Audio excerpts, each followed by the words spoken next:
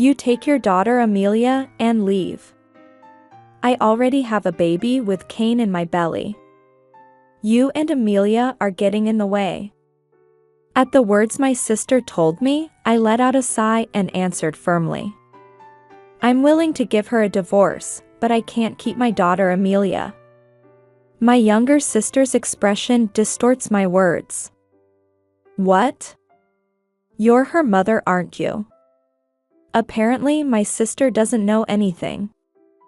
I decided to tell her the truth that she doesn't know. My name is Heather. I'm 35 years old and teach a piano class. I live with my husband, Cain, and our 14-year-old daughter, Amelia. Cain's mother is the talented president of a major company. She was so famous that she was even covered by the media, and I remember how nervous I was when I met her to get married. She thought about her, a busy career woman, was scary, but when I met her, she was a kind and smiling person. I respect her who said to me, "My son has many shortcomings, but please take good care of him." Cain is also struggling as an employee at her company. My daughter Amelia is an honest and cheerful girl, and I get along very well with her. It makes me happy to hear Amelia say, "We are like sisters." I'm so proud of you. On our days off, we went shopping together and lived happily every day. Until I got back together with my sister. That year, it was unusual for the whole family to have a day off during summer. Amelia's club activities were canceled due to the extreme heat, so Cain and I were able to take summer vacation. Taking advantage of this holiday, we decided to return to my parents' home in the countryside. I thought about going back to my in-laws' house, but my mother-in-law was too busy to take time off. When I returned to my hometown, my parents warmly welcomed me. However, I noticed something strange. Oh, whose shoes are these? Among the shoes left at the entrance were shoes clearly intended for young people. As I was tilting my head over the sandals, which were probably not my mother's, I heard a voice from the back room saying, "Hey, sis. It's been a while. Are you surprised?" And my sister Laurel turned and looked at me. Issued. Laurel. What have you been up to? I was so worried about you. My sister, Laurel, who is 7 years younger than me, had not heard from our family for many years. This is because Laurel is a naughty child and had a big fight with our parents when she was in high school. She ran away from home and we haven't heard from her ever since. She seems to have had occasional contact with our mother, and we were only able to confirm that she was alive, but it seems that she had changed her mind and returned home like us during the holidays. Well, don't worry, Laurel said, nodding, and when we got to the house, Laurel told me about her life so far. During her high school years, Laurel ran away from her home, fed up with her rural, stubborn parents, and apparently moved in with a friend of hers in the city. There, she found a job opening for a part-time job at a cafe, and she has been working there ever since. As expected, I had already moved out of my friend's house, and I had become an adult, so I came back for this vacation thinking that I should at least see the faces of my parents. Then, you were married, and you have a child. It's Cain and Amelia, right? Nice to meet you. Laurel lowers her head, and Cain and Amelia nod in a hurry. I felt lonely that Laurel hadn't contacted me in all these years, but I was thinking that as long as she was doing well, it was all good. Cain leans over and says, "Well, I've heard the name of the cafe where I work, but it's probably down an alley near the crossroads in front of the station?" As Laurel put it over her head, she nodded and said, "Oh, yes, that's right. It's a cafe with a cream-colored signboard." Cain's expression suddenly brightened up. As expected. The nearest station to my company is also there, and my coworkers told me that she was interested in that cafe. Laurel smiles at Kane's words. Wow. Great. Please come visit our store next time. Many single men visit our store as well. I felt a little uncomfortable with Kane's reaction, but I'm genuinely happy that he's trying to get along with Laurel. It was also fate that Kane's workplace was close to Laurel's part-time job. Sometimes I would think of her and wonder how she was doing. I had been worrying about her, and while I felt the wonder of fate that she was still alive and well so close by, I shared the joy of reuniting with her. After spending our holidays with Laurel and my parents, Laurel started coming to visit us often. Sometimes I would invite her, and sometimes I would get a call from Laurel saying, "Can I go tonight?" My younger sister Laurel is very cute, as she is 7 years younger than me. I never turned down a request from Laurel, and she never turned down an invitation from me unless she had something special planned. Amelia also accepts Laurel as her aunt, and Kane is so happy that he says, "It's like having a real sister." I'm an only child, so I wanted a sister like her. Our family became very close to Laurel, and we often took her on family trips with her. It was about 6 months into this life that Laurel started acting strange. Laurel suddenly stopped wanting to come over, and she started ignoring my invitations. Laurel is a reckless and short-tempered girl, so maybe something was wrong with her. Worried about this, I decided to visit Laurel's part-time job during lunchtime after finishing work early on weekdays. It was my first time going to Laurel's workplace, but I remembered the conversation I had with Kane and Laurel, and I spotted a cream-colored sign just inside the alley at the intersection in front of the station. When you open the door and step inside, you hear the sound of cowbells clanking. A clerk wearing a brown apron said, "Welcome," I said, "Hello," and when I looked for Laurel, I couldn't find her right away in the small store. I was relieved to see that Laurel seemed to be doing well, but perhaps she was taking a break and she was sitting without a brown apron, talking to someone. I felt bad about it, but when I peeked into the seat, trying not to be seen, I saw Kane there. Kane must have known that I was worried about Laurel. Yet, he never once told me that he was meeting Laurel. When I said, "I haven't been able to get in touch with Laurel lately. She's been a bit of a troublemaker, so I hope she doesn't cause any trouble again," Kane said, "I'm sure it'll be fine." She said she became an adult, right? I was staring at them, wondering what they were talking about, and then it dawned on me. The two of them were holding each other's hands on the table. He's so smitten with Laurel, he's completely being led by the nose. I realized that it was definitely a relationship between them, so I ran out of the cafe and said to the confused employee, "Are you all right?" and said, "Sorry, I gotta go." After that, I must have gotten on the train and gone home, but I don't remember anything about that process. I don't want Amelia to worry, so when she came home after her club activities I tried to behave as usual, but I was unsure if I had done it properly. That night, when Amelia was asleep, I asked Kane, "Hey. Today, I was worried about Laurel, so I showed up at the cafe where she works. Then I saw you and Laurel talking and holding hands. What kind of relationship do you guys have?" In response to my cautious question, Kane, who was sitting on the sofa playing with his smartphone, looked up and answered as if it was nothing. "Oh, I guess I found out. But it's okay, because I've been thinking of talking to you someday. I've been dating Laurel for quite before. She is 3 months pregnant now. I'm thinking of divorcing you, okay?" "What do you mean by okay?" I felt so angry at Kane for admitting his affairs so easily. But Kane doesn't seem to care about my anger as he pulls out a bag and stuffs some clothes into it. "Where are you going?" I yelled, and Kane told me coldly. "It's at Laurel's place. Even though my affair was discovered, there's no point in us being together. I feel better being with young and cute Laurel than being with an old woman like you, and I can work hard at work. That's it. Kane crosses in front of me, stunned, and walks out the front door. After the door slammed shut, I burst into tears. Oh my God. Then what are you going to do with Amelia? My silent cries were only absorbed by the stillness of the night. The next day.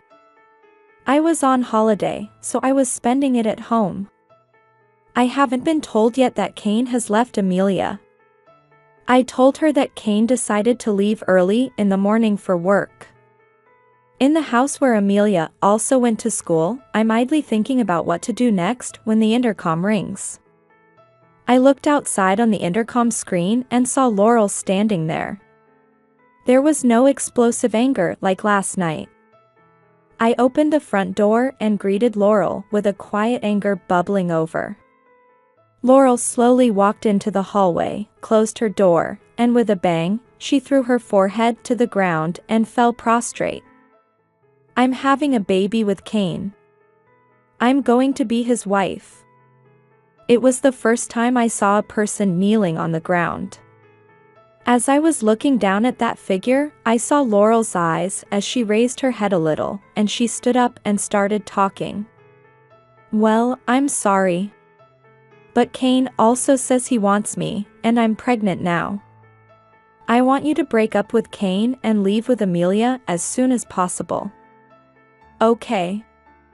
Really?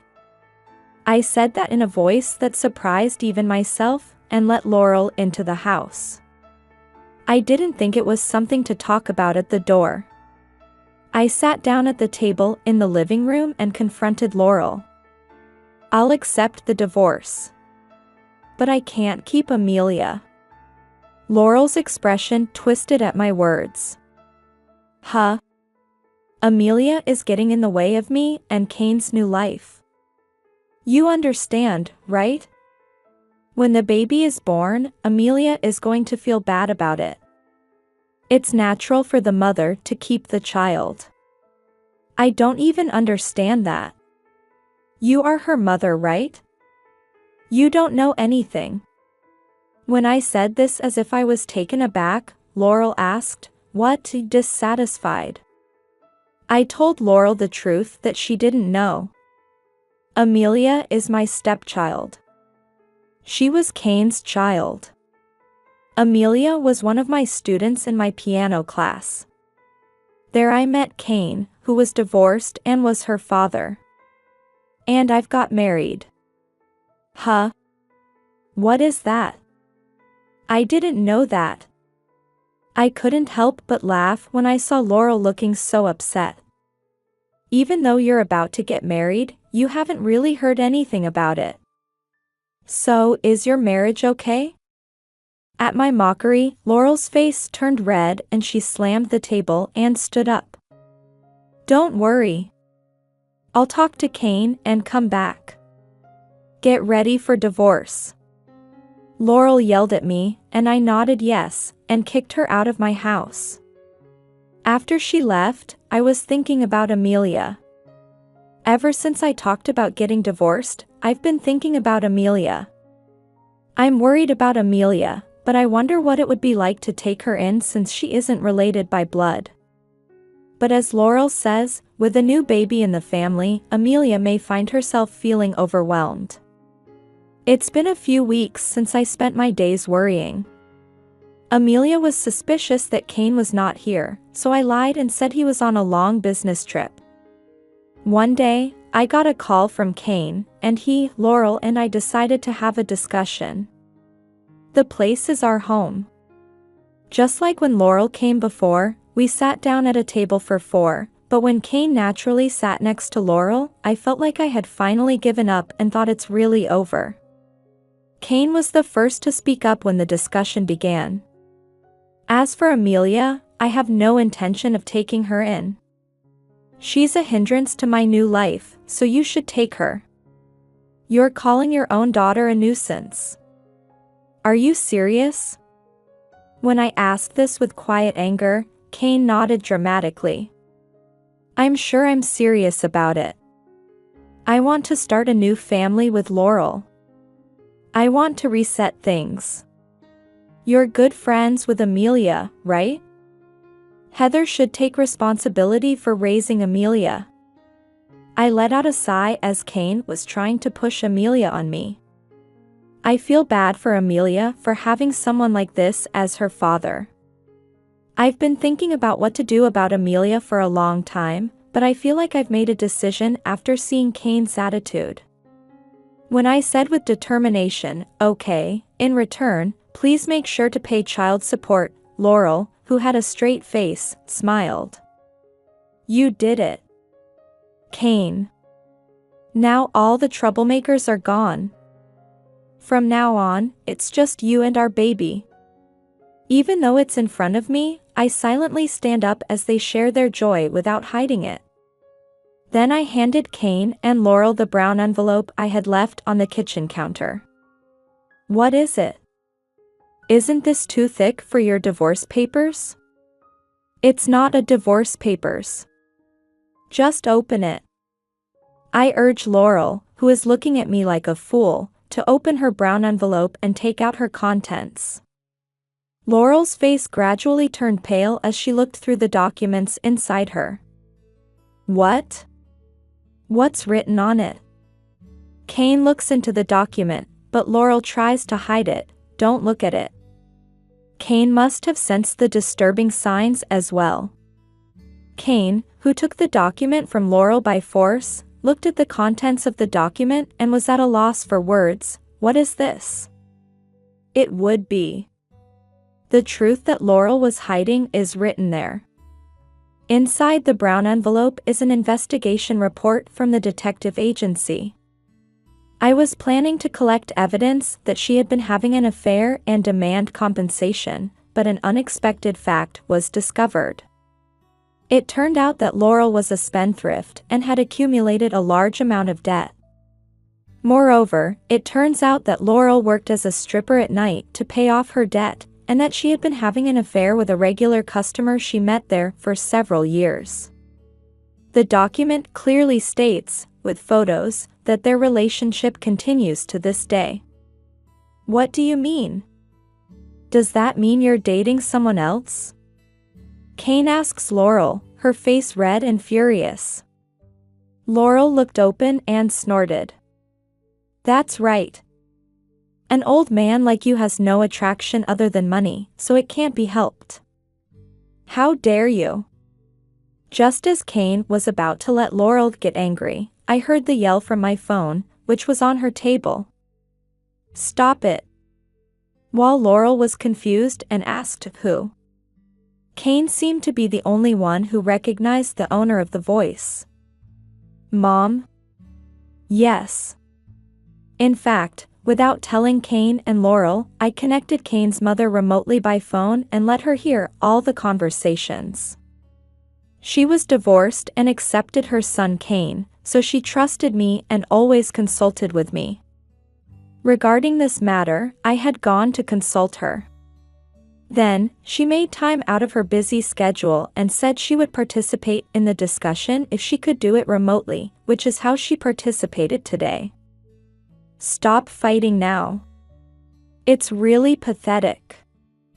Forgetting how much you owe to Heather, you really are a total idiot. Kane became smaller at the words of his mother. She continued. It's been discovered that you have been skipping work lately and going to a hotel with a woman there. Your subordinates are also complaining, and even though he's my son, I can't protect you anymore. Huh? Mom, what does that mean? It means you were fired. Kane said in a trembling voice, and his mother told him firmly. Kane stood up and shouted into my phone, Sorry, Mom. From now on, I'll do my best at work. Please don't fire me. Laurel, who was stunned, said, Oh, that's right. I'm having a baby with him. You're Kane's mother, right? That means my baby is your grandchild. However, her mother-in-law told her in a very calm voice. No matter what you say, you're fired. Also, the house and land are in my name, so I refuse to let you two live there. Get out of that house right now. Mom, please forgive me. It's awful that you're losing your home and job. I watched for a while as Kane continued to scream into my phone, which had been disconnected, and Laurel looked dumbfounded, but I was getting tired of this scene. We're getting divorced anyway, so we're strangers now. Please leave or I'll call the police, I said, and Kane and Laurel slumped their shoulders and left. That night, I told Amelia what had happened, and she told me that she seemed to be aware of Kane's infidelity. I was kind of aware that Dad was having an affair with Laurel. But, will you remain my mother? Won't you abandon me? I answered Amelia by hugging her as she spoke nervously. It's obvious. I'll always be your mom. After that, I and Kane divorced. Amelia and I were able to continue living in this house thanks to the kindness of my former mother-in-law. However, Kane and Laurel get into an argument after Kane loses his job and home, and it turns out that the child she is pregnant with is not Kane's. Apparently, they broke up after that. Kane called me crying and saying, "Heather, it was my fault. I just had a bad dream. Let's go back to the fun times." I just hung up and set my phone to reject calls. Because I didn't have any regrets about the man who would abandon not only me, but Amelia as well. It seems that Kane is having a tough time after losing his job, and he is paying Amelia's child support while working at a construction site, which he is not used to. But it's none of my business anymore. Apparently, Laurel forced her patron, who was the father of her unborn child, to marry her, but because her partner had a wife and children, her partner's wife demanded a large amount of compensation. Laurel's debt continues to grow, and she seems to be living in fear of debt collectors. Laurel was in no position to raise a child because she was being chased by debt collectors. The child Laurel gave birth to was taken in by my parents in the countryside and apparently raised with lots of love. During my next long vacation, I plan to go with Amelia to see the child's growth. Although the child was born under complicated circumstances, the baby is cute. Amelia says, "I'm looking forward to meeting the baby. There are going to be some tough times ahead, but with Amelia, I'm sure we'll get through them." Even though we are in the process of getting married, I think it's okay to be grateful to Kane for giving me my daughter.